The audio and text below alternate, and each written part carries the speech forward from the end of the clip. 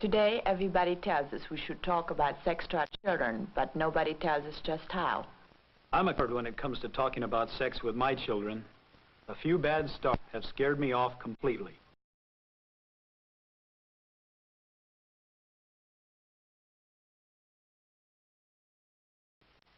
In this film, we are going to discuss quite frankly the things that are normal and to be expected in the development of children in relation to sex.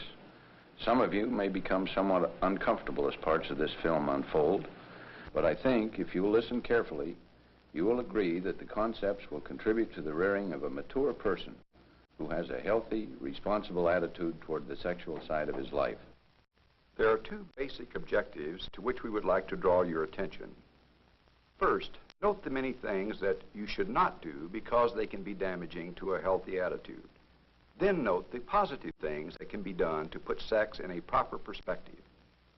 Unless you're an extremely unusual audience, you will welcome some of this help, because most people, parents or young people who are concerned about their own attitudes, have not in their own lives had the opportunity to gain this kind of insight. Mommy, I want to ask you something. What is it, dear? I know that the baby grows inside you.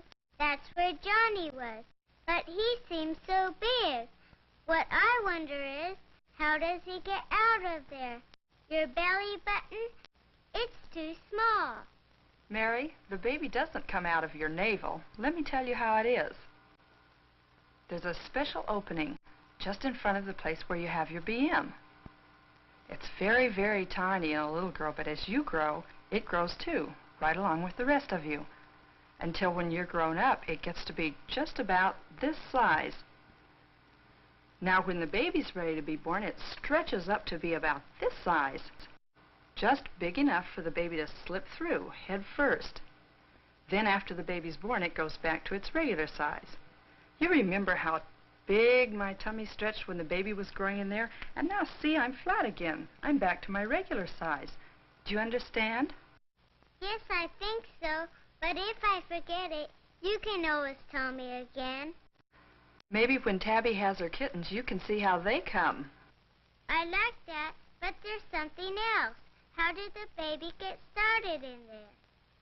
The special opening that little girls have, the one I told you about, has a name, the vagina. Now, you know that little boys like our Johnny have a penis. You see his penis when we change his diapers. When a boy grows up and is ready to be a father, he is able to put his penis into the vagina, that special opening that mothers have. And when he does this, he can plant the seed that starts a baby to grow. Now, I would like to see if we can summarize what we have presented. Sex education, as such, is not difficult. It is only uncomfortable for parents because of their backgrounds and lack of know-how. From our experiences with many people, we have tried to bring out misconceptions and facts not well understood and tried to explain them on a scientific basis. This phase of reproduction is fairly easy for most parents to handle. No storks, no cabbage leaves, no doctor's bags. The next question, however, most parents find a little more difficult to manage. Mr. Turtle, how many licks does it take to get to the Tootsie Roll center of a Tootsie Pop? Honey, you never made it without biting.